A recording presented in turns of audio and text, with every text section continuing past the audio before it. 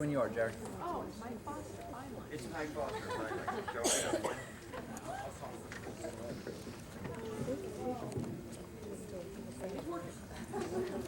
Mike's uglier than I am. Some debate about that, Brett.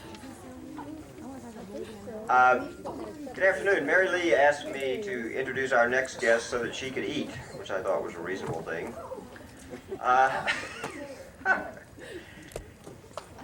And it's my pleasure to give you our next guest, especially those of you who may not have had the pleasure before.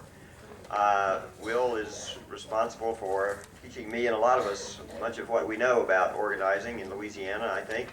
He has the distinction of having been to every lean conference that has ever been over the last 10 years. Will is presently in Washington serving as the coordinator of the Citizens Coal Council. He has about 20 years or so of experience in various social justice jobs in Washington and elsewhere. Worked 10 years with the Citizens Clearinghouse for Hazardous Waste. Has assisted over 7,000 community organizations, written innumerable guidebooks, back of napkin how-tos, that sort of things over the years. Is a man who pulls few punches, who speaks his own mind, and I'm pleased to give you the inimitable Mr. Will Collette.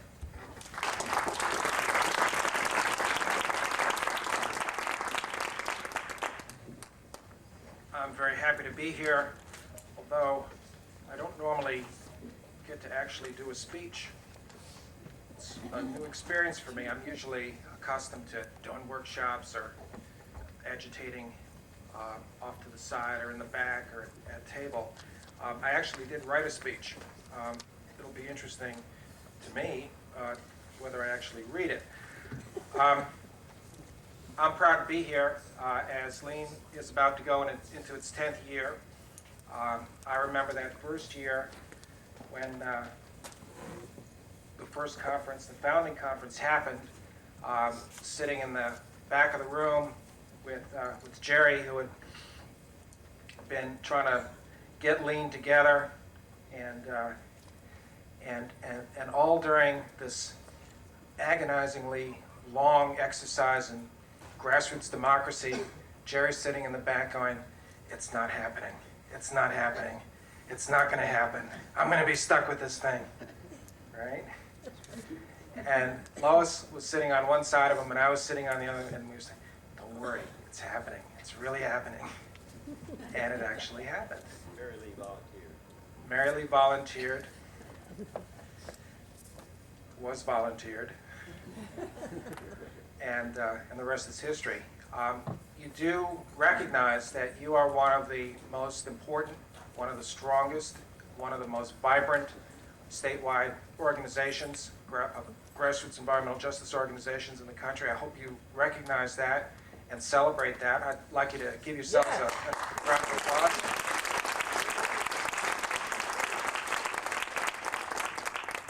And I'm looking forward to next year's meeting, which is going to be your 10th anniversary meeting.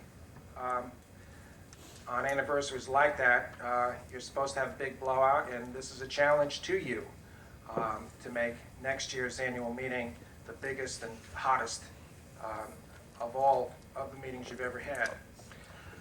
Today's meeting was not too shabby.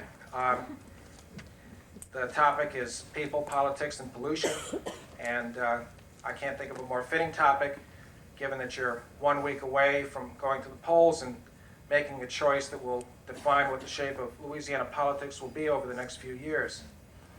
But I do want to caution you that no matter how next week's vote turns out, it ain't going to be easy. No matter what happens next week, you will still face the same uphill struggle that you've always faced. Let's face it, Lean has gone through several governors, for better or for worse, through its 10 years of life, several presidents. As things have changed politically, sometimes you feel like you've got to push harder, but you still got to push. And no matter what happens next week, you're still going to have to push. The three P's in the title of this conference, people, politics, and pollution, need a fourth P, and that fourth P is power, because that's what connects the other three Ps. You wouldn't be having this conference. In fact, you wouldn't even exist if it were not for one very simple fact, and that is pollution is a crime. It's a crime that's committed by polluters who, like criminals, prey on the weak and the powerless. And it's for precisely that reason that we form organizations like LEAN, so that the powerlessness of one can become the power of many joined together. That was a choice that I made a long time ago. I hate to admit how long it was. In 1970, I did my first environmental organizing work. I was a founding member of Ecology Action for Rhode Island and helped organize Earth Day rally on the first Earth Day on my junior college campus. Because I felt that that was the only thing that I could do, was to work at building power by getting people to work together and to take action together. Because we all know that feeling of trying to be an isolated individual, you know, and you're sitting there and you're writing your cards and letters, and you get the same form letter responses back, thank you for your concern, but get out of my face. It's a whole different experience when many people join together, and instead of one person trying to make an impression on a politician who's bought and sold, it's a whole room full of you, and you're not taking no for an answer. I renewed my commitment 10 years after that first choice. In 1980, when I signed up with Lois Gibbs, and we spent the next 10 years building the Citizens Clearinghouse for Hazardous Waste as a support center and driving force behind the grassroots movement against toxics. I made another choice and another switch in 1990. It seems like every 10 years I renew my vows and do something different. When I signed up with the Citizens Coal Council, which is what I'm doing now, where we're building a strong grassroots citizens movement for coalfield justice. I keep making these choices and sticking with it for the same reason that LEAN has existed for its 10 years, because, as you were promised in the labeling of this workshop, it's organize or die. I mean, that's your choice. I now find myself in a very strange place. I work in Washington, D.C. I work on Capitol Hill, a place where I used to vow I'd never go except under duress. I'm right in the belly of the beast. I share an office space with several other groups in a funky old building that's owned by the United Methodist Church that bears the very creative title of the Methodist Building, which is filled with a bunch of nonprofit groups who like the idea of being right next to the Capitol in the heart of power, and hope that on the off chance some of that power might rub off on them. The Methodist Building was originally built around the turn of the century as a dormitory for members of Congress, so that your members of Congress could go to Washington and they'd stay in the Methodist Building and they could tell you back home that they were staying with the church and staying out of dens of iniquity. When the Methodists changed the building from being just purely apartments to being mainly a nonprofit building, they didn't convert all of the rooms into offices. They left about a dozen apartments, and about a dozen members of Congress or their widows still live in those apartments. One of my neighbors, one of the occupants of those apartments, is Newt Gingrich. He lives one floor down and a couple of doors over from my office. I wish he lived directly below, because that way I could,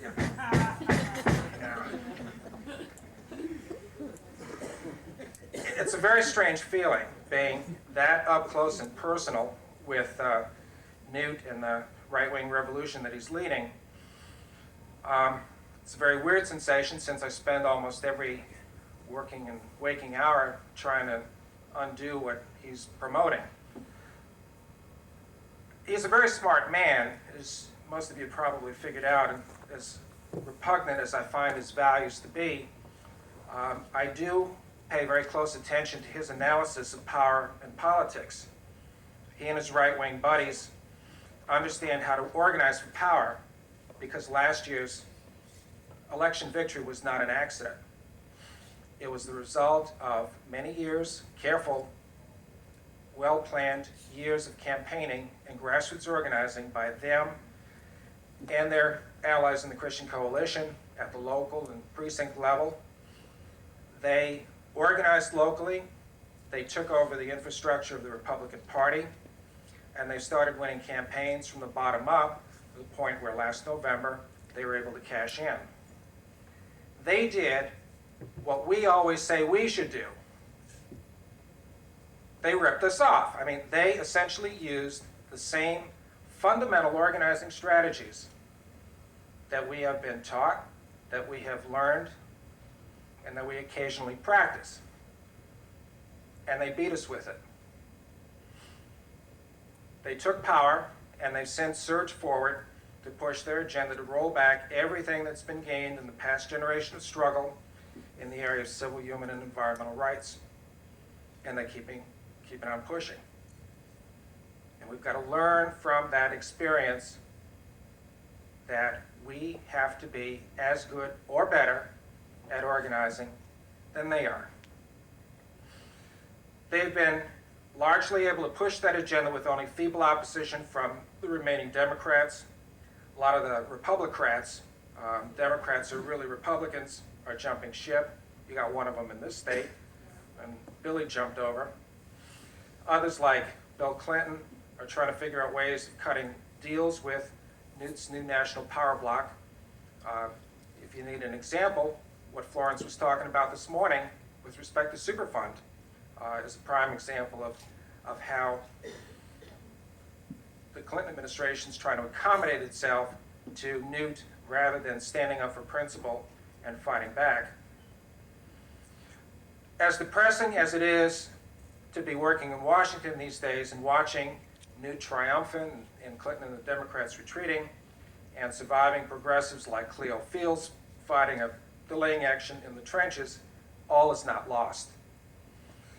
But one part of Newt's agenda that's not going so well is his plan to give total license to polluters to rape and pillage the environment. And they have started losing critical votes in Congress, and they're beginning to see the polls show that people in this country don't buy into their plan to sell off everything to the polluters and let them get away literally with murder.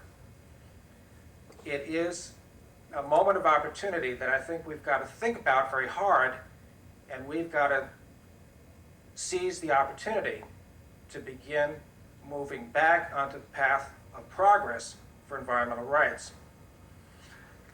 Newt and the gang are getting nervous.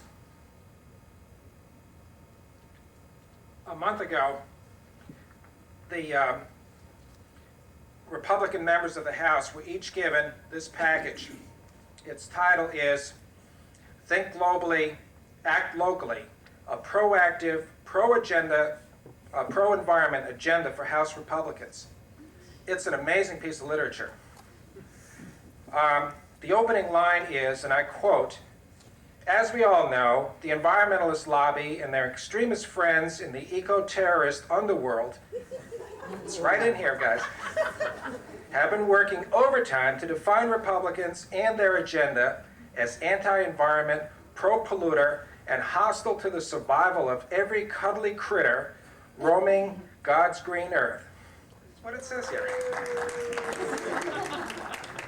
And it goes on, quote, "By taking some time to get involved in a variety of pro-environment projects in your communities, you can go over the heads of the elitist environmental movement and work directly with the people who care most about the environment in your community, your constituents." Then it goes on to lay out an action plan for what House Republicans should do to deal with you. Let me tell you what the plan is. Here's what the House Republicans are advised to do. 1, tree planting. 2, issue statements of support for the environment on Earth Day and Arbor Day. 3, Adopt a highway, walking trail, or bike path. 4, tour an environmental cleanup company. 5, start a conservation task force in your district. Pick members from, and I quote directly, organizations that are sympathetic to your common sense environmental agenda. And they offer as examples 4-H, garden clubs, Ducks Unlimited, or Audubon. Anybody here belong to any of those groups? Right in here. Right? Newt loves you. Next one, become an active member of a zoo board or a garden club. Next, be a guest lecturer on the environment at schools in your district. Next, analyze your constituent database and code the letters you receive on the environment. They don't offer any guidance as to how to code them, but I would presume it's like, hostile or, friendly. Use recycled materials in your office, tour recycling facilities, establish a Teddy Roosevelt Environmental Award in your district, create and distribute public service announcements to the media on innocent environmental subjects like proper battery or motor oil disposal, littering, and recycling. At campaign time, this is a good one, hand out tree saplings when you're going door to door. Participate in river, lake, beach, or park cleanups, and I don't know why they got this thing about zoos. Become active in your local zoo. That's the plan that's laid out in this wonderful guide, Think Globally, Act Locally. Now, how many times have we met and talked about ways of boosting our visibility and boosting our image, and have come up with ideas like this, right? Basically, lots of times. It doesn't take a rocket scientist, evidenced by the fact that they came up with this, to see that, if you want to build a community base of support for what you're doing, you act locally. I mean, they got it. This is the plan. The ironic thing is, this is supposed to be our plan, except they ripped it off. Just like they've ripped off and adapted, used, and cashed in the classic model of community organizing that our organizations have been using for decades. The point is this. As you think about what we have to do to protect our rights and turn things around so that we can start making progress again, don't go looking for some whizzy new invention. I mean, technology is great, it's an important tool, but the key thing we've got to do is get back to the basics of building organization from the bottom up. We've always known how to build power. We build power by organizing people. We organize people by talking to them, one by one by one. We organize them to come to meetings. We build organizations by asking people to join. How many of you belong to Lean? How many of you are current on your dues? Mary Lee? I don't know, they're safe. I don't know where You've got to belong, you've got to join, you've got to pay your dues, you've got to participate. And our organizations need to ask people to do that. If we're bashful about asking people to join, then what does that say about how we feel about our own organizations, right? And if we're somehow embarrassed, like, well, gee, I don't know if I really have the right to do this, but could you please give $5 to join my organization? I mean, what does that say about the pride and respect you have for yourself and your own organization if you're bashful about asking people to join? I mean, Citizens Coal Council, I'm proud of that organization, and I got no qualms whatsoever about getting in people's face and saying, if you care about environmental problems in coal mining, join my organization. It's a good organization. We organize people by asking them the kinds of questions that get them thinking about how they can build a better life. We're going to be doing that in just a few minutes when we talk about next year's the environmental platform that Lean and its member organizations are going to be working to win. We organize people by asking them to act.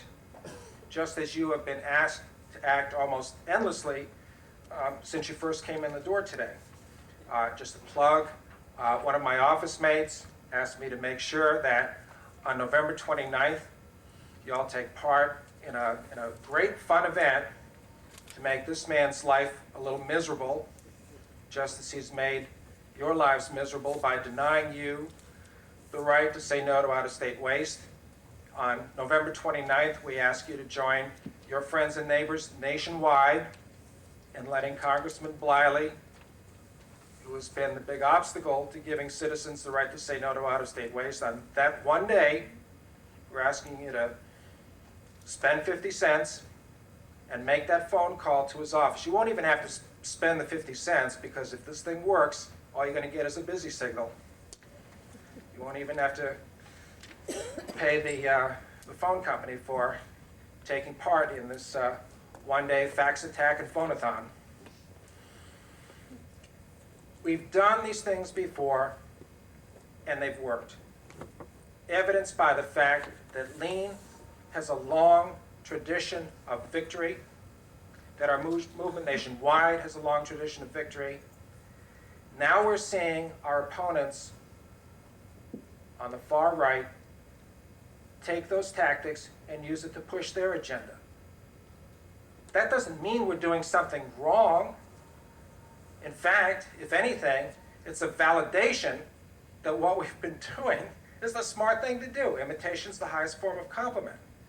What it does challenge us to do is to do more, and to do it better, and to do it more diligently. Because if we can't out-organize them, we probably deserve to lose. I think it's time that we rededicate ourselves to doing what it takes to build and empower a movement for environmental justice and to do the battles that we have to do to win our environmental rights. The road ahead is going to be rocky. We still face a terrible onslaught, and we are going to lose a few things before this fight is through. We are definitely going to take our lumps. There's no question about it, and a lot of people are going to get hurt. There's no question about that, too, as in any war. And Newt Gingrich made it very plain that he sees this struggle for the heart and soul of this country as a war, that there will be casualties. When I feel low, and when I feel beat up by the reverses that come with the territory, I look at words of Frederick Douglass that I have over my desk. I try to look at them at least once a day, even read them out loud to myself. I'm going to read them out loud to you. Those who profess to favor freedom, yet deprecate agitation, are men who want crops without plowing the ground. They want rain without thunder and lightning. They want the ocean without the awful roar of its waters. The struggle may be a moral one. It may be a physical one. It may be both moral and physical, but it must be a struggle. Power concedes nothing without a demand. It never did, and it never will. As it was true in 1856, when he said these words, it's true today. Now, as a preliminary to the final part of the program, I ask you to begin talking to each other rather than listen to this procession of people who come up and talked at you. The next part of the program is for you to talk to each other about what it is that you want to see happen over the next year. Florence and Wilma are now going to introduce you to the People's Environmental Platform plan of the afternoon. Thank you.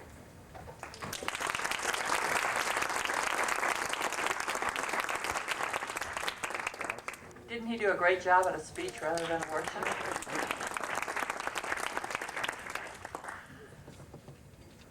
Next Saturday, we go to the polls to vote. No matter which candidate wins for governor, there will be transition teams. These transition teams will put together issues, recommendations of all sorts. Historically, there's been an environmental transition team, as well as ones dealing with wildlife and fisheries and conservation issues. No matter who wins, there will be transition teams on the environment. Now it's up to you to decide what it is you want to tell members of that transition team that you want included in the recommendations to the governor, to the secretaries of the various departments, to the legislature, and to the people of the state of Louisiana. So what we would like you to do is to take 10 to 15 minutes and work at your table and put together issues. If you don't know what issue or how to put it in a recommendation, but you have your own personal issue, put it down and we'll help you formulate it into a plank of the platform. So take 10 to 15 minutes and work at your table, and then we're going to go around and have one person at each table tell us the issues that you would like included in the People's Platform. Go.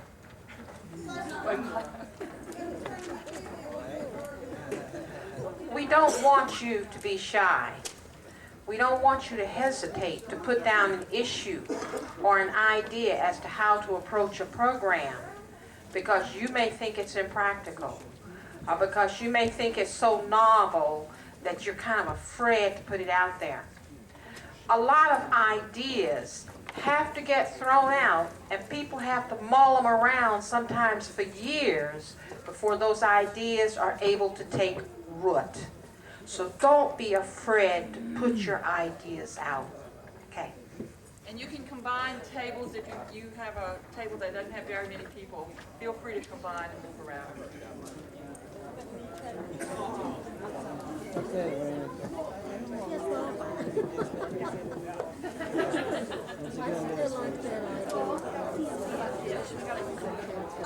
say right Then go for it.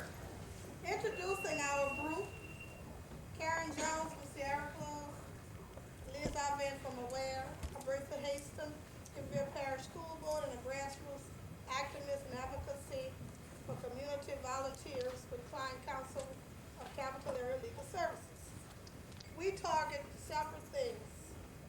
First, the pesticide in the rural communities, which is like sugarcane refinery. They're not being regulated by Bob Odom of Department of Agriculture. And we need the legislature to be educated upon it and to do regulations on the pesticide. Also, we need to have a partnership with rural communities by educating the people through the church, home, school, and community. And Karen. Strengthen right to know laws, work to lessen the negative impact of industry on low-income communities, work against secrecy and immunity from responsibility for corporate behavior that affects public resources, and be proactive and introduce sunshine laws to counter the environmental audit bills. Work for plant-wide groundwater pollution assessments at all Louisiana facilities. Work for regulations banning burning of sugarcane with pesticide residue. Fight emissions banking and reduction credits, especially in the 6-parish area, non-payment area. And fight against emissions outage. We are now What's that last thing? Emissions average. emissions trading. Well, kind of averaging out stuff. We're going to use the microphone from this point on so everybody can hear. We everybody are else. now through, thank you. For folks who don't speak as loudly as Albertha would, it's a little electronic amplification. Who wants to go next? Who's ready? We are over here. Okay. I'm going to play Phil Donahue here. Can I ask for a clarification? That was a negative impact on low-income communities, and then what was the next one?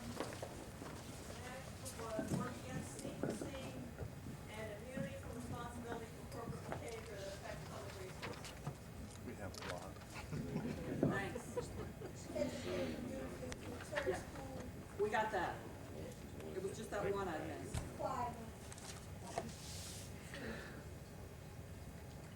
Allow no more businesses that pollute in Louisiana. That would be our wish goal there. Second, get better representation from elected officials. Yes. Third, eliminate tax exemptions to companies or industries who pollute the environment or produce toxic products. Fourth, continue pursuit of Superfund allocations, or as we like to call it, superfunding. Reevaluate the list of toxic sites, for example, Devil Swamps, for inclusion on the Superfund list. Establish and publish community evacuation routes to be implemented in the event of any disaster. Make polluters disclose their contaminated waste disposal material and implement stiff fines for concealment. Have DEQ actually do the job the department was established for, to protect the people and the environment and not big business. And further restrict or eliminate discharge of contaminants into the Mississippi River from plants located alongside its banks. You're welcome. Who wants to go next?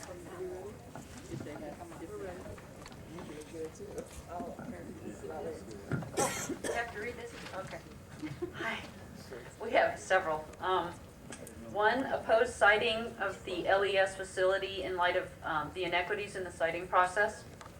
Two, if the facility is in fact cited, require that the facility have RCRA permits.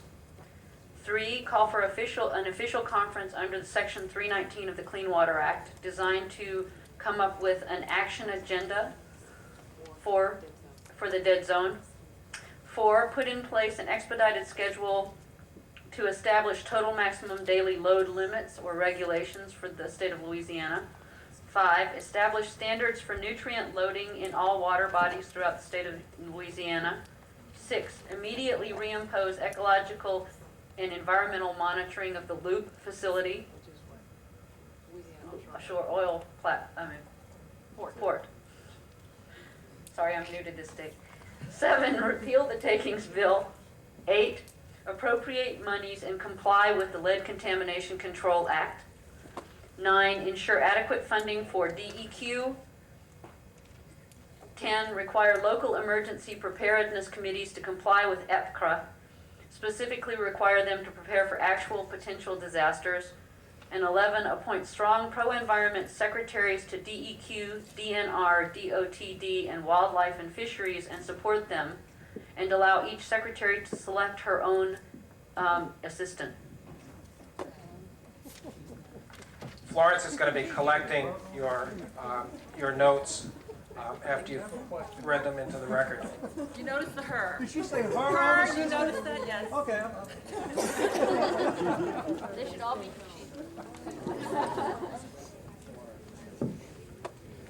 We'd like to see increased national awareness of the dead zone and its impacts on Louisiana specifically, and then like to see federal and state level authorities work together in solving this particular problem because it does stem from more national sources. I'd like to re-emphasize, I should say, the whole ecosystem approach to solving our coastal erosion problem. At the federal level, the tendency has been to do Band-Aid approaches as opposed to actually address the true source of the problem. We like to see some standardization as far as distances and buffer zones in regard to landfills and incinerators. Apparently from parish to parish it varies quite a bit. And increased public awareness and input prior to the location of any new incinerators or landfills.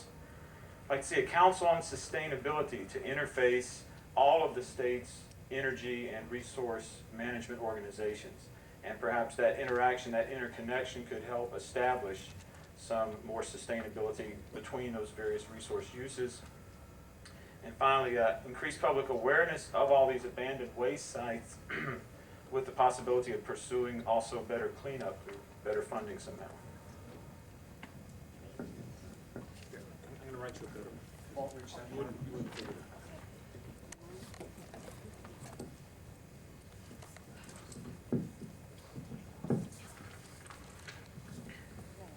Okay, on various topics we have on government accountability, strengthen the Open Meetings and Public Records Act.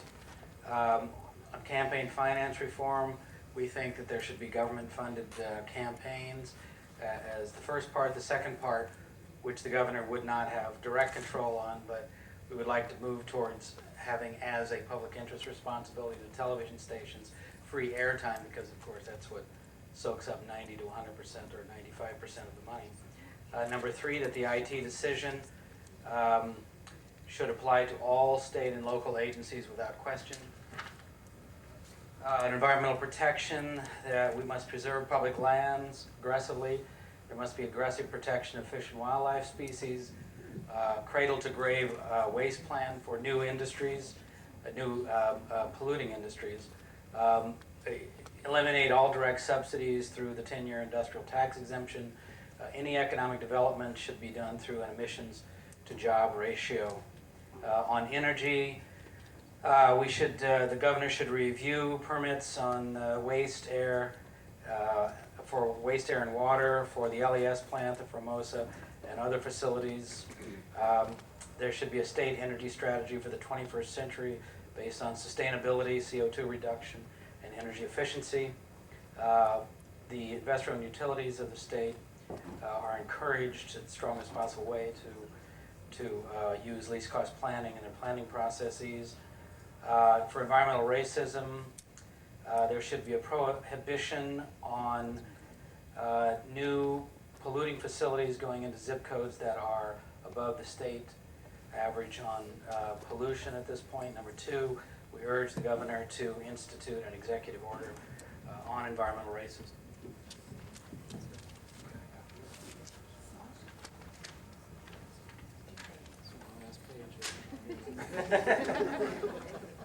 Who's going next?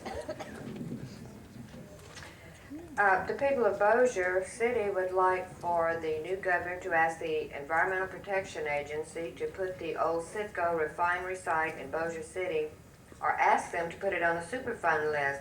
It ranked 50 and didn't make it.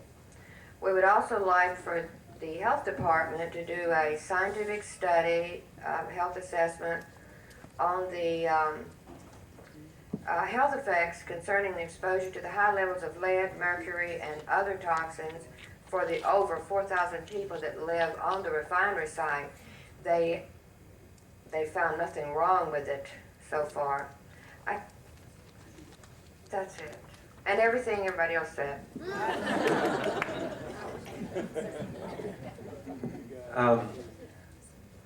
Prior to this, we had written out a little resolution concerning what was going on at Loyola University. I don't know if this is the right form to, should I read the resolution, or, can that be included in this or not?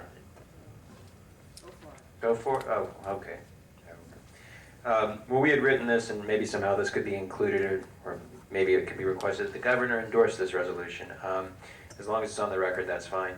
It states, whereas students at Loyola University held a protest on November 4th, 1995 against practices of Freeport-McMoran, whereas this protest brought to light Freeport-McMoran's activities in Indonesia and documented environmental and human rights abuses, whereas the activity of the students was a basic exercise of free speech, whereas following the protest there have been implied job threats against supportive staff, and whereas following the protest there have been documented physical threats, including death threats against lead students. Let it hereby be resolved that the undersigned support the actions of the student community to expand public knowledge concerning our corporate community, and condemn and oppose any and all efforts of intimidation towards students and staff at Loyola University who are exercising a fundamental right of free speech. Hear, hear.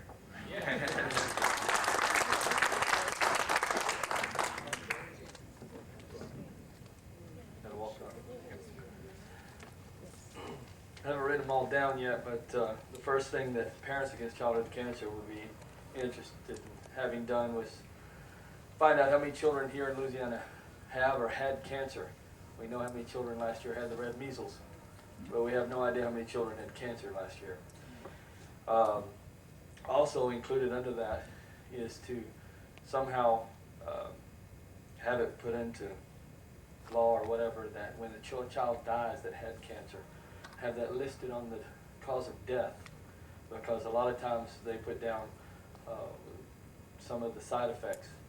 Sometimes they die from pneumonia or something else instead of, but we'd like that accomplished. Second of all, we want to bring out more public awareness in Louisiana. People don't realize how many children here in Louisiana have cancer, and we want to bring that out.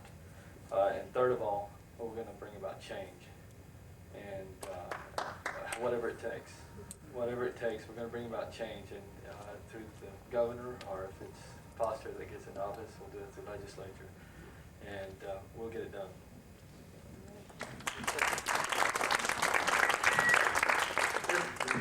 This is going to repeat a lot of things people said, but here goes. No tax breaks for polluters, good neighborly contracts.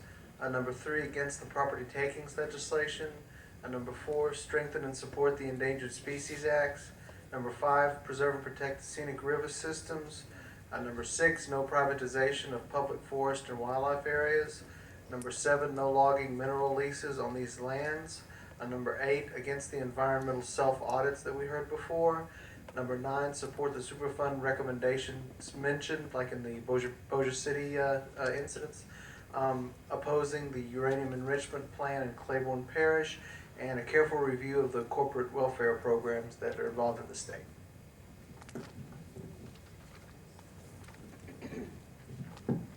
Not to repeat many of the fine recommendations that have already been discussed, we'll keep ours short. First, I think we'd like to see the implementation of Amendment 9, which was the severance of surface from mineral rights, but done in a way that truly protects the public interest. We're looking for full funding of the coastal restoration program, the maintenance and expansion of the commitment to systemic restoration, not the expenditure of funds on local Band-Aid projects that, quite frankly, aren't worth the investment. And also encourage the development of long-term economic development strategies that emphasize sustainable use and that link public works programs such as restoration or transportation with regulatory programs. That oftentimes we're seeing that regulatory programs take no cognizance whatever to the public in the investment of public funds, and they often end up working against one another, and that can't happen. Next.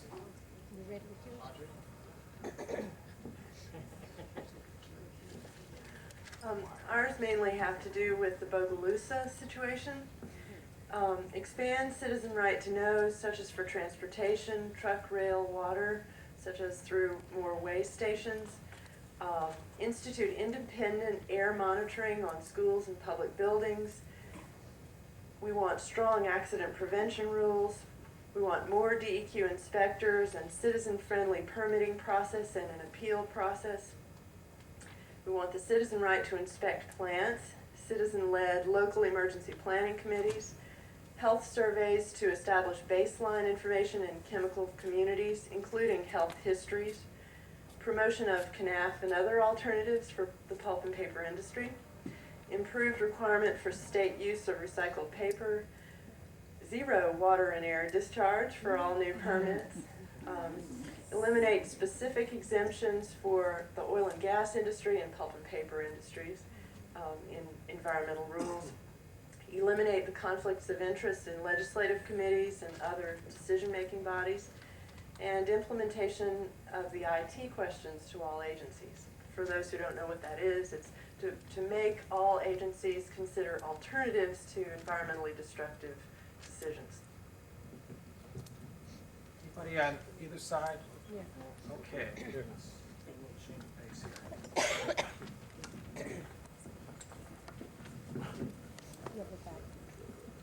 Okay, who wants it?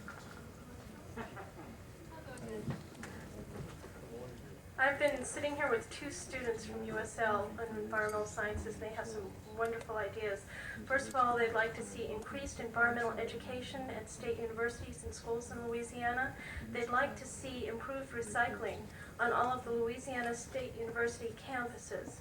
They're interested in seeing that pesticides are not used on state highways and that wildflowers are allowed to grow there and perhaps being sown there, and an end to pesticides and herbicides on the state highway system. They're interested in seeing state-imposed green taxes on businesses and to have this money set aside in trust funds they can tax by income. They're interested in seeing Conf subsidies and Conf promoted as an alternative to sugarcane. They're interested in seeing that Louisiana be one of the states that has bottle redemption policies and perhaps even washable, reusable bottle facilities. And they're really sick of lobbyists, and they want regulations to control lobbyists, and especially to stop the national disgrace that we suffered when lobbyists were handing out checks on the floor of our legislature during voting times. Anything else? That's about it. That's about it. Best legislature money can buy.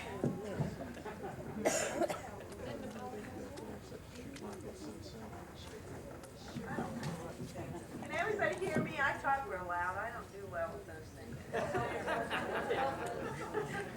was a big mouth.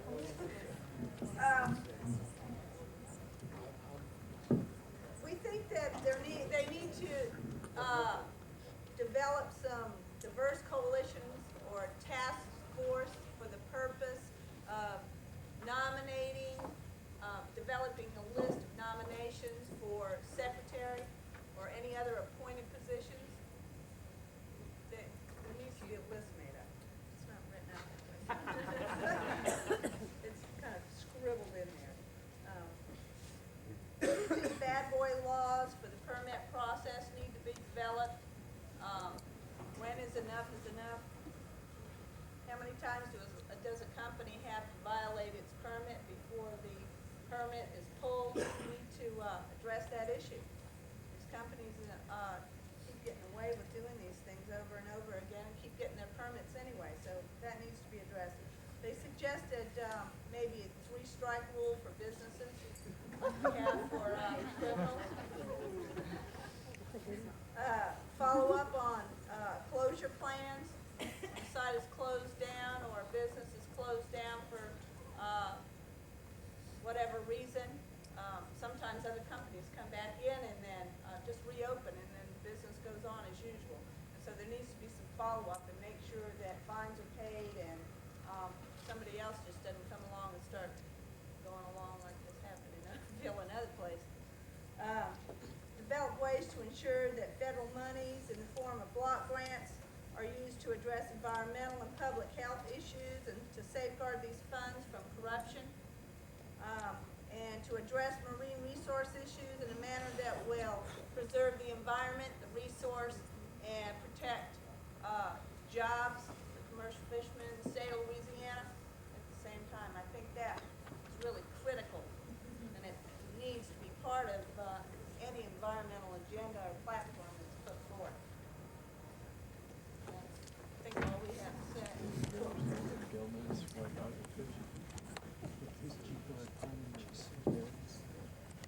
I really have my nerve talking considering I live in California right now, but I've lived in Louisiana, so. Number one, we have 7. Number 1 is, again, most of these are been said already, to stop the license for the Homer uranium enrichment facility. Number 2, no more dumping ground. There should be no new proposals for facilities which carry, store, produce hazardous or radioactive waste in Louisiana. Strengthen energy conservation programs in the state. Number 4, strengthen community notification of new proposals. Go to the community and not just the police jury of parishes. Number 5, not only someone mentioned curriculum or environmental education, but not just an ecology-based education, but an environmental justice education, environmental justice-based education in elementary, high school, and universities that promotes multiculturalism and social justice issues, not just deep ecology. Number 6, clinics for citizens in circulars and Superfund communities, which include toxic inventory and health assessment studies. Number 7, no tax exemptions to polluters.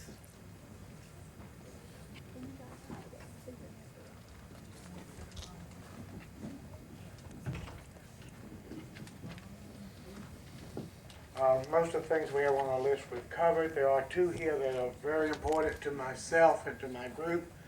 1, strong laws concerning the floating grain elevators in the Mississippi River. We do not have enough legislation to govern it, and we have the threat now of 4 additional floating grain elevators coming in between the mouth of the Mississippi and Baton Rouge. Secondly, ban the use of or the granting of low-interest bonds, parish bonds, to industry. I was shocked to find here on this list of that I received on the, give me a second, please. Oh yeah, from every major industry in St. Charles Parish, every one is on this list. There's a hot spot in every one of them. That scares me. But more importantly, every one on this list has multi-million-dollar low-interest bonds from my own parish government. We're allowing these people to expand these plants in million-dollar bonds at 3% interest, and it's my money, and they won't even clean up their act. So we really need to see if we can get some state legislation to ban the use of low-interest parish bonds on private industry. Thank you. Could I have a show of hands of how many tables still need to report? 1, 2, 1, 2. That's it. Okay. Actually, she had her hand up first. Table behind you. Oh, I'm sorry. 3. Okay. How about 1, 2, 3? And then okay. Why don't we? Can we reverse the order? 1, 2, 3. That way it'll go quicker. That's why we need a woman as Secretary of DEQ, right? Exactly right. Pure logic. Second that motion. I'll second that. Actually, when I voted this election, I just looked for the names of all the women. I voted for them. I've heard some incredible ideas today. I only wonder why it's not like that. Imagine if the world was, if this state was like what we wish and what we dream for. It would be wonderful. And it's too bad that we have to fight so much to get it this way. A lot of the things that have been talked about already, of course, we came up with a few. One thing we'd like to see is maybe a better awareness of how we can cut down the number of vehicles on the road. I myself ride a bicycle quite a bit, and it's a dangerous undertaking to get on the highway sometimes. I'd like to see more consciousness and more legislation, maybe to try to enact some bike or have some the construction of bike lanes, so we get some of these cars off the road. There's no reason why we can't get out there and breathe some fresh air and get some exercise at the same time. Also, we're looking for some more legislation to assure compliance with the existing state pesticides law. Try to clean up our act in that respect. Also, I can't read the people that the lady that wrote this left, so I can't really read her writing too well. Environmental laws, we'd like to see environmental laws be enforced on Grand Isle, and that the tires that were illegally placed there be removed. And these were without permits, that were placed there without permits. And all of the above. I can't read.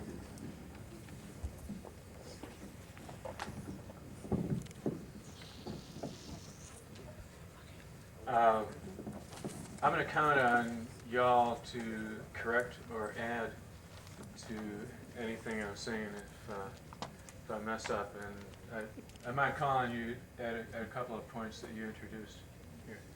Can everybody hear me? Okay. We would like to see a statewide recycling plan, which would make all packaging materials produced by industries recyclable, period. Demand strong enforcement of environmental laws and regulations, ban importation of hazardous and solid waste into the state. Is it no new issuance of permits for solid and hazardous waste dumps, or no new release permits for that is National Pollutant Discharge Elimination Systems toxic discharges. Zero toxic release policy for industry. A bad boy law that the state refuses to grant permits to polluters and the state refuses to do business with polluters. The state demands that all corporations operate in the public interest for the public good, since the state legislature is the entity which licenses corporations to operate. Enforcement of IT rulings on siting.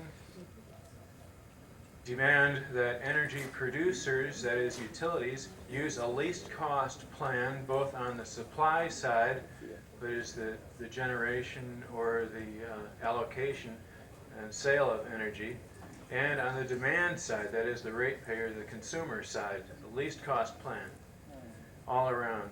And no state giveaways of parish property taxes to industries. The state can't take your parish's property tax and give it to industries. No freebies for big industries. Let me elaborate. I'd like to elaborate on that one where we're talking about permitting, transferring of permits, because so often we find where one company is granted a permit and then another company that comes in and buys the facility and does not need to get another permit. In other words, they buy the permit. In this state, if you sell alcohol, if somebody else comes in and buys the business, then the new person buying the business has to get a permit. And we feel this is the same, should be the same way with environmental companies and so forth, because so often we have seen where the larger company has used a small company, fairly unknown, to come in and get a permit, and there isn't a lot of opposition because nobody knows the company. And then the big company that all of us know and are opposed to comes in and buys it, and then we're stuck with the big company. So that's the thought behind that one. Sold. Josie, you get the last word, and we're exactly on time. Okay, I'm going to speak a little bit about the environment, which some of them, some people already have spoken on, but I would like to say we need to tell the governor to help educate people in the community more about energy conservation and the environment, starting with our children, because they are our future and a part of us. So we not, by the way, I teach children. I do children energy conservation workshops, so I know the children need to know. And I'm going to let Brett Landry speak a little bit more, share some of his ideas he has. Most of the ideas we have are already covered. We live in Lake Charles, so we got a lot of chemical plants there. And the gentleman that spoke about the buffer zones, we feel like they need to be extended to heavy industry also, besides just landfills and so forth. One thing that really gets our goat is the tax exemptions for the polluters. I think they should somehow be tied into maybe a sliding scale for if you emit less pollutants, you can have more of a tax exemption, something like that. Definitely tired of DEQ. They need to do their job. Instead of just handing out licenses to pollute, you know. One of the things that somebody else has mentioned is have some independent monitoring of the air quality. I think that's highly important.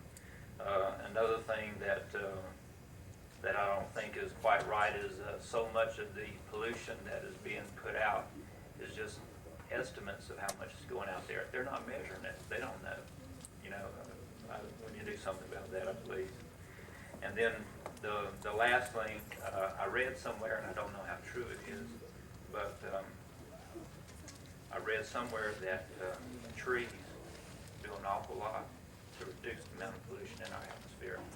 I don't see why that such large companies, if they can spend so much money and make so much money, I don't see why they can't start some kind of program of planting trees and trying to offset some of the pollution that they do have to put in the air, you know. And I think that's about it.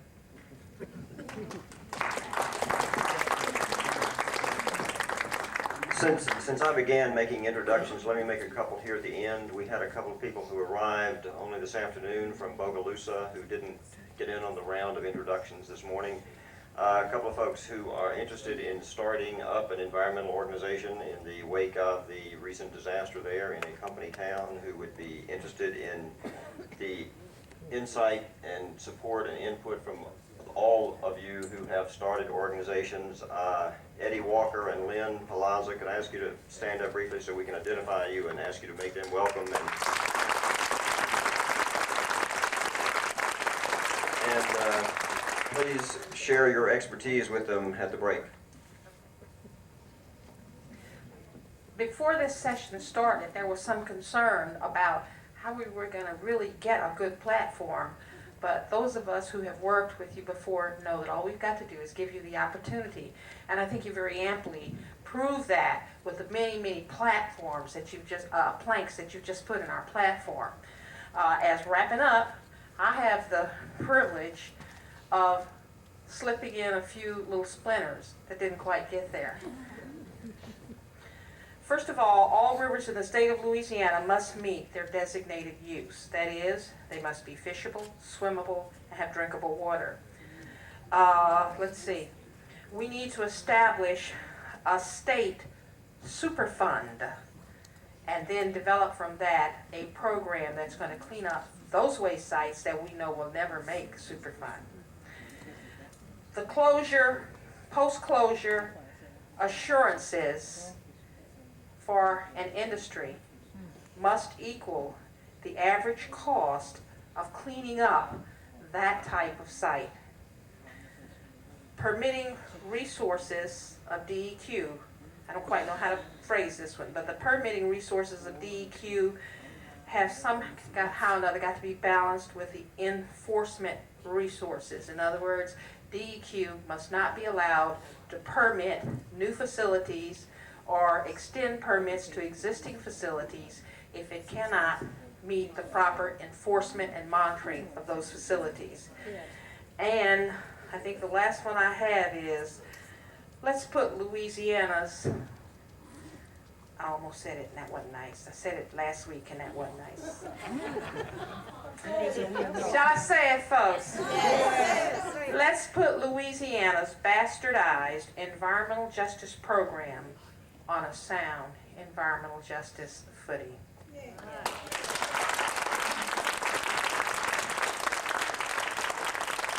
Thank you very much. We're going to move on to the next, Ms. Subra.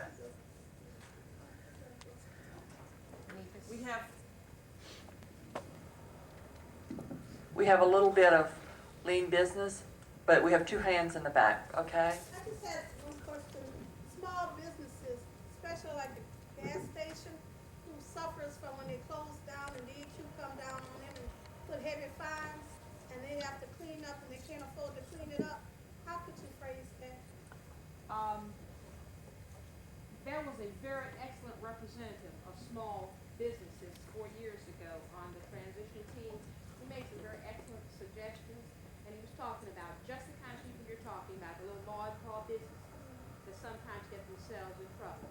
And there certainly needs to be, there already is a partial fund established for cleaning up underground storage tanks. But then we need to also make sure that there's a fund established to protect those small businesses, and most importantly, to educate them how to change their technology so they're not involved in so much solutions. Liz? I want to make all industries identify any sources of jobs and provide appropriate testing. And I want DEQ to, I guess, I don't know, their hours for viewing files are very limited and restricted, and I want that expanded. Okay. Where people do have access more. Great. Okay, if you come up with any other issues today or in the near future, give them to us today or mail them to Lean as quickly as possible, because we remember, as soon as the election hits next week, we're off and running. Thank y'all. Y'all did a magnificent job. Now there's some lean business, and Willie will handle that. You mean you're not going to submit these to the candidates to sign? They wouldn't even look at them this week. Well, we'll give you a copy to give to them. No. One small matter. Every year we're supposed to present nominees for the Lean Board of Directors, and besides some of the existing members who are going to stay on, have 6 new nominees, and some of those folks are here, and then we'll, if there are any suggestions from the floor, and see if all of these are acceptable. Paul Ringo, who was here earlier, Paul is from Lake Charles. He is a registered nurse and has been working on environmental issues for quite a few years. Did a lot of work with Clean, and did a couple of sessions a few years ago on stress control when he got people to relax. Jeanette Tate said that was the first time she had relaxed in a long time. I don't know what Paul did because I wasn't in the session, but everybody came out. So he must do something good. Maybe if you're having stress in your community, we'll send Paul. Let's see who else is here. Donna Carrier. Donna is a member of and very active in the group in Ascension Parish. I think it's Ascension Parish Residents Against Toxic Hazards, and they have worked to get a new water district in the Prairieville-Geismar area. Industries just adamantly opposed that establishment of the water district, because I went to some of the meetings where they sat across the table from the industries, pleading with them to help set up this water district, because all of the people who have been living there for generations feel that the water has become, it's got a bad taste. Sometimes it'll have off color, and it just wasn't like that before. Now that they have the water district set up and they're going to be getting water from the Baton Rouge Water Company, the industries are now coming to the citizens and want to buy water from the water district. Same industries that opposed them. And we're talking about big companies. Donna has been also active in getting hazardous cargo trucks off of LA 73, which is a substandard road in Ascension Parish, and working on a lot of other things like the proposed international airport. And she is a receptionist at a dentist office. These are, high-powered technical people we're suggesting here. Leslie Van, who is a member of the All Chemical Atomic Workers Union, Local 620. He was a member of that union at BASF when they were locked out for 5.5 years by BASF Corporation. It was the longest lockout during American history, or in American history, where a union was physically locked out of the plant by an industry. And as a result of that lockout, the union has gotten involved in a number of environmental and community organized projects, and Leslie was very instrumental in getting those off the ground, including the Labor Neighbor Project. I think Dan Nicolai is still here. Dan, are you here? Where is Dan? There's Dan. Dan is a stand-up? Dan? Yeah, that's Dan. Dan is the staff person for the Labor Neighbor Project, and is a project of the All Chemical and Atomic Workers and Union. I represent Lean on their board. Donna Carrier is on their board. And it is a project by the union. Each member of that union puts up $5 a month to support that effort to do community organizing and deal with environmental problems in primarily Ascension Parish. And it's the only project like that in the United States that I'm aware of. And Juan Paras was here earlier. Is Juan still here? There he is. Stand up, Juan. Oh, there he is. Okay. See, I can't see anything.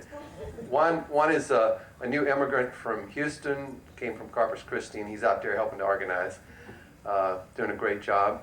We finally got somebody who didn't have an accent to come in and help do some organizing work. No. But anyway, Leslie was instrumental in getting that project started, and the Injured Workers Union and the Coalition for Tax Justice. So, whatever. And let's see, who else? I don't know about this next person. You be the judge. Albertha Haston. Albertha, you back there. Huh? Stand up, Albertha. So make sure no one misses you. That's Albertha. Albertha is a member of the Iberville Parish School Board. Is from White Castle. Her occupation is causing trouble. She doesn't get paid for it, but she does it full time. Deals with water pollution problems, does not live too far from the Laidlaw land-forming facility where Albertha likes to point out that's where they drove away the poo-poo choo-choo back to Baltimore. And she's also on the board of the legal aid. Thank you. It's a, well, I like those long names. And let's see who else is on here. Tracy Coons. Tracy, are you still here somewhere? Tracy is a staff person with the Tulane Environmental Law Clinic.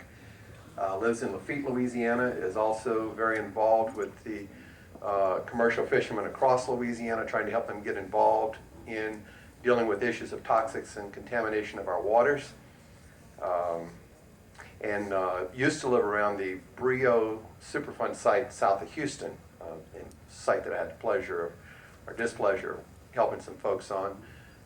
So Tracy knows a little bit about everything, and she's also would be our first Native American member of the Lean Board. And let's see who else is on here. I don't know. Cheryl Slavant. Cheryl has an insurance agency in Monroe, Louisiana, and spent 5 years fighting a dirt bike track, not a bike track, a car racetrack, high-powered, big engine cars with lots of magnification of the sound on microphones. If they didn't have it loud enough because they don't have any mufflers on them, they amplify it. And after 5 years of fighting this thing, they in the middle of it, and a lot of the about 37 families that live around this thing literally spent their life savings fighting this company in court. They could not get the DEQ or the health department anybody to help them. Spent their children's education fund and all sorts of things. Last April, the company was going to reopen, and she was not unable. Is Cheryl here today? I don't think so. No, didn't make it. We had some current board members and prospective members who were unable to be here, but they finally met with the DEQ and took them on and challenged the company without ever. They challenged them in the court of public opinion and stopped the track from reopening, and have forced DEQ to start looking at the issue of the fact that they do regulate noise in the state of Louisiana, even though they don't have any regulations. And a few years ago, she also found when they tried to drill a water well, they did drill a new water well for her home, that it was contaminated with salt water from an oil and gas production operation that contaminated the aquifer. So these are the 6 nominees that are being presented to you, and I'd like to ask if there are any more nominations from the floor. Yeah. Oh, you want to? All right. Anyone? No. So I'll make 2 nominations. Okay. Lorena Pospisil of Alexandria, who's I believe a past board member. Is she related to Lorena Pospisil of Labuse? Okay, yeah. Twins, I think. It's hard to tell them apart. And the other person I'd like to nominate is Frank Bonifay, who y'all heard about some of the work that he's done around Bluff Swamp and Ascension Fair. Okay. Any more? Any volunteers? No. Lorena, where's Lorena? She's standing up right there. Lorena's a past board member and chair of the board. Are you willing to suffer through this again? That was a yes. If I ever heard one. I serve wherever I'm elected. Okay. I'm not running. And let's see, is Frank still around? Frank. Okay. Do I hear nominations be closed? Or? I so move. Second. Okay. All in favor? Aye. All right. Anybody who's opposed? Tough. Thank you very much, and I appreciate you sitting through that. Look forward to working with you later. All right. And maybe if you want to move across the street and listen to the music or whatever. Mary Lee says, move, Willie, move.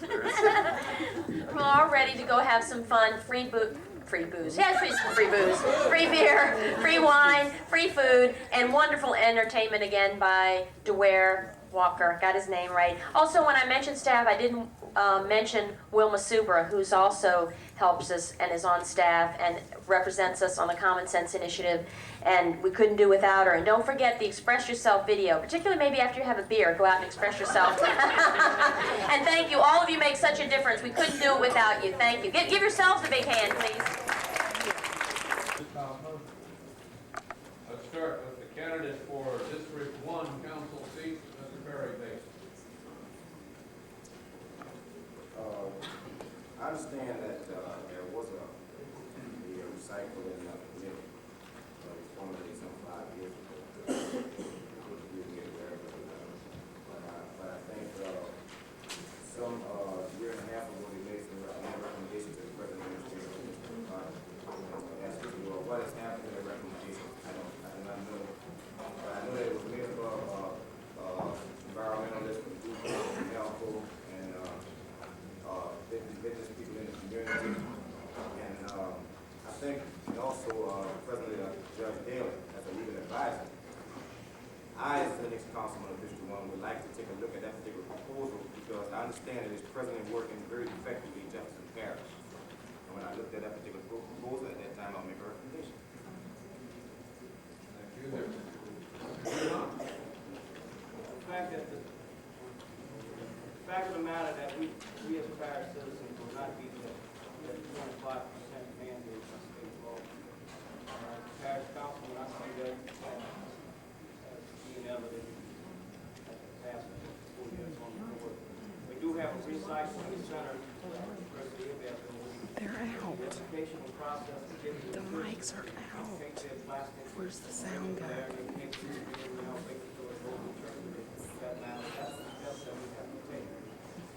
Recycling on curbside recycling. That could be mandated by our parish government, but we're gonna have to look at it because I'm really one to truly believe that a senior citizen living by herself should pay $8.50 for one bag of garbage she's gonna put out every 2 weeks.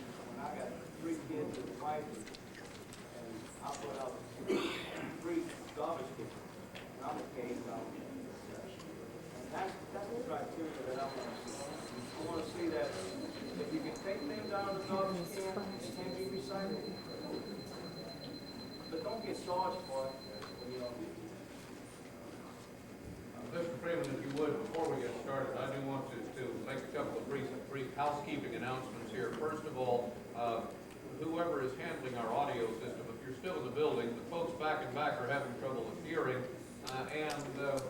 None of the microphones is working now, so if we could have somebody come up and fiddle with the equipment, I'd appreciate it.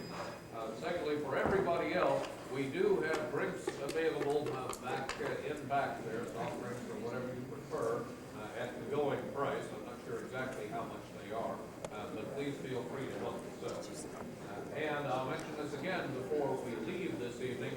For those of you who would like to see this again, perhaps several times, this will be rebroadcast. It will be broadcast on channel 36 on Wednesday at 6 p.m.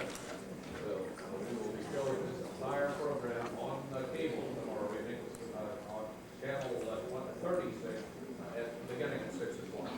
Now, let's go ahead if you would, Mr. Freeman, I think you are ready to get your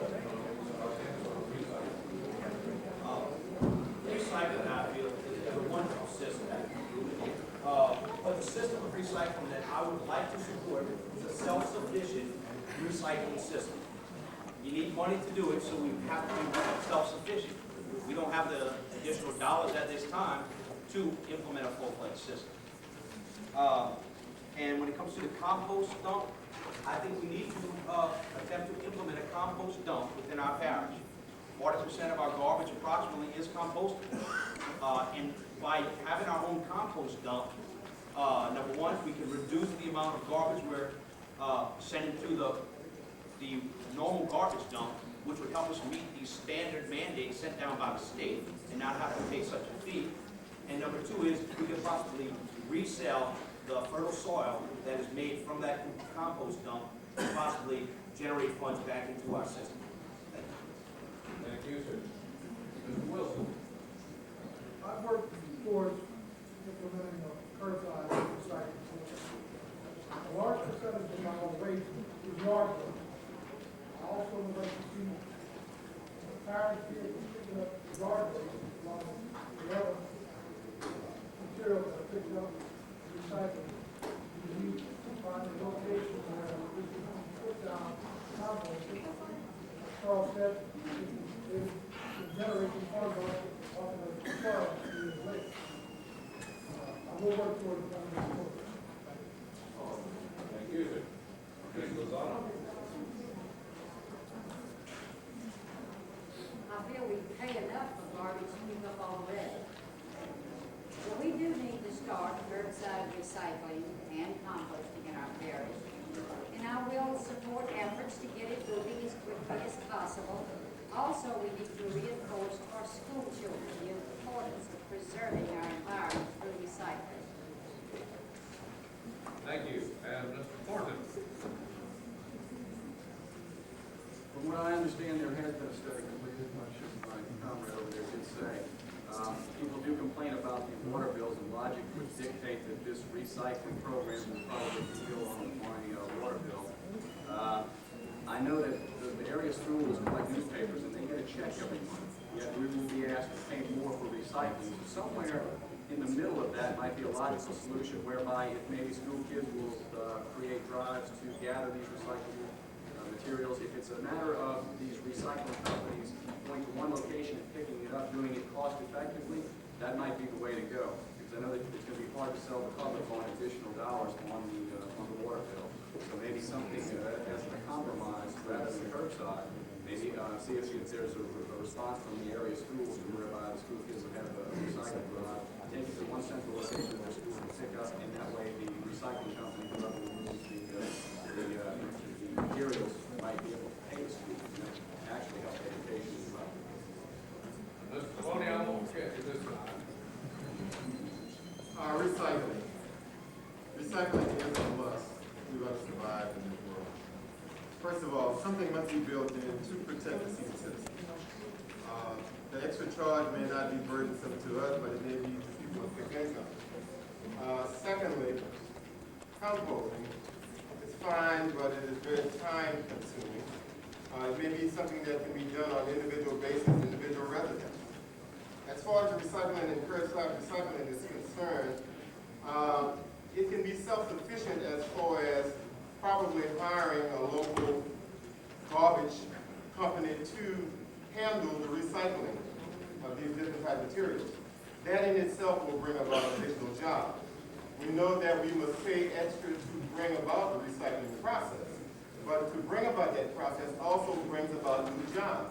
If Trosclair, for instance, is hired, they would then have to hire additional people to do the separating, and maybe they in turn will get into some of the processing of these plastics and papers and tin. So this in itself brings about a recycling of our material, but also recycling in additional jobs in the parish. Thank you. Mr. Duck. Thank you. As many of you may be aware, we are currently the only river parish that does not have curbside recycling. Both of our neighbors, St. Charles and St. James, are ahead of us. They have curbside recycling. I feel it really ridiculous that my 8-year-old daughter is being taught recycling in school. She had a project last week, and yet we cannot curbside recycle. The facility behind the Percy Aver building that deteriorated is not manned properly, and that's something that we need to address. In the brief research that I did, it seems that they're paying in St. Charles and St. James about $1.80 was the figure I got per household to recycle. There is a concern regarding senior citizens, but the current budget shows about a $50,000 surplus in the solid waste budget. Hopefully that could be spread around and ease the burden on the senior citizens. I'll get the proposals in immediately, and we'll work on it in 1996. Thank you. Thank you, sir. And Mr. Dewey. I have not currently seen any reports from our current recycling committee. I certainly would support recycling. It is on my agenda. It's one of the first things I like to accomplish. I'm under the impression that recycled products and goods are increasing, I guess, in value and demand. So I would expect that they will also offset the cost of the tax. Thank you, sir. Now, Ms. Cynthia Opey has a question for us dealing with water quality in St. John Parish.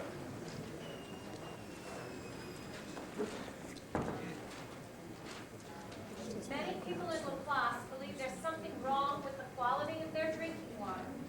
How ensure that our water is safe and that management problems of the past are eliminated so that our federal standards are always met and that the director of the system is a qualified water specialist.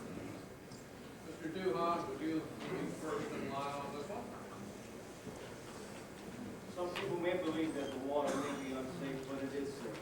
Drinking water in St. John Parish is safe, it's tested and retested. We did bring on a private firm, I can't think of their name at this time, but they do water testing for us also. If a violation occurs, the DEQ or the water department has guidelines and notification processes that have to be followed by state law. Those laws have always been followed since I've been on the council. We've notified when we had a problem, we notified the newspapers and corrected the problems accordingly.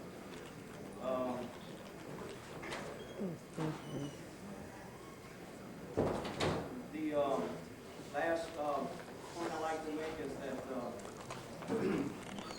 we have one artesian well in back of Marfa, and we take water from the rivers. We have problems with people coming into the parish council and talking about water quality and color. Those problems have been corrected, and that's the date of the last 6 months. We have been violated. Thank you, sir. If you don't mind, Mr. Mayor, let's give the other guys and these contested races the first chance this time. And Mr. Wilson, can you take this one first for us? Parish has had some problems in the past.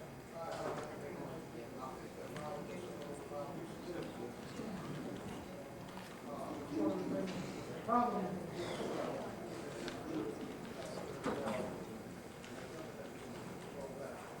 as far as the director of this qualified water specialist, I think we should put a hand on Parish Council.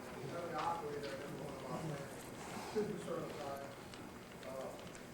That's a law, that's a state law.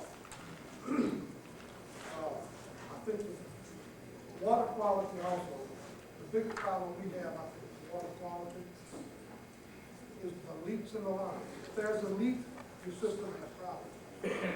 Because what comes out, it also goes in. Every time you have a water leak, and the water goes off for some reason or another, it draws a vacuum. That water that had just leaked out of that pipe got to the ground will come back into the system. That's how some of the diseases can be caught from the drinking water. Thank you, sir. Now, Mr. Bramble, if you will. Thank you. Over the last 3-4 months, walking the streets, I've had numerous citizens bring this problem to me saying, my water is cloudy, my water is dirty, it tastes bad, it's high in chlorine content, which of course that's the chemical put into it. The problem I feel, or the way I will approach this particular problem, is we need to go to the particular water sites, our well sites, where the testing is done.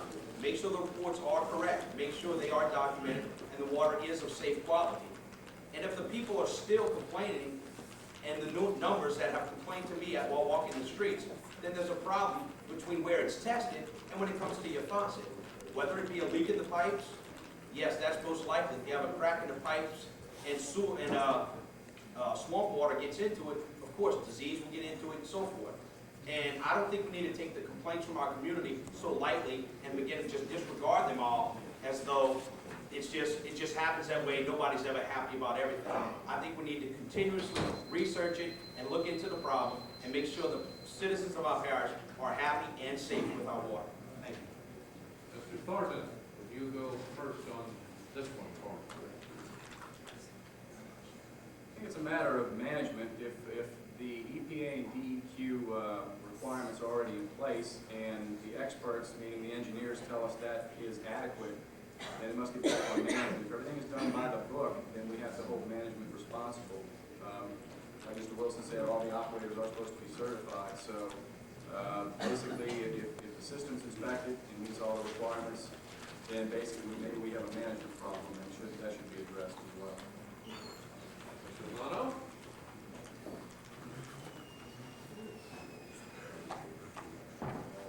We take take for granted that our water is safe, but there have been some problems.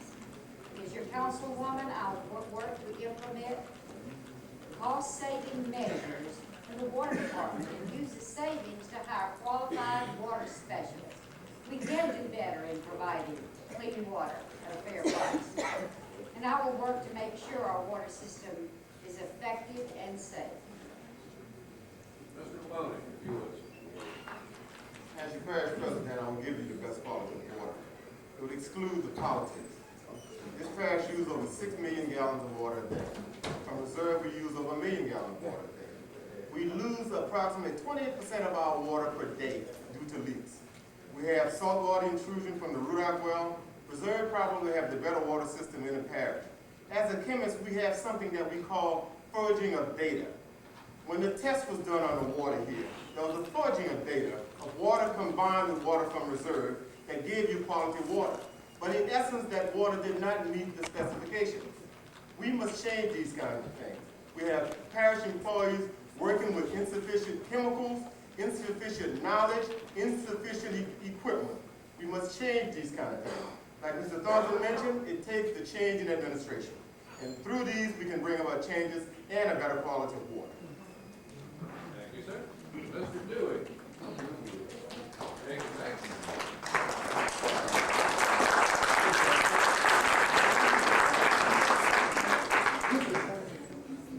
I certainly feel that the health and safety of our parish should come first. If we don't have qualified people running our utilities department and providing us with quality drinking water, certainly we need to get rid of them or we need to train them properly. And that is again one of my agenda, to sit down with our utilities department and our administration and make certain that we have competent employees working for us. And if they're not competent, let's train them and make them competent or get rid of them. Thank you, sir. Mr. Duffy. Thank you. Healthy drinking water is a basic quality of life. I am not convinced that here in LaPlace, where probably 80 or 90% of our drinking water comes from the Rudock well, that is the best system.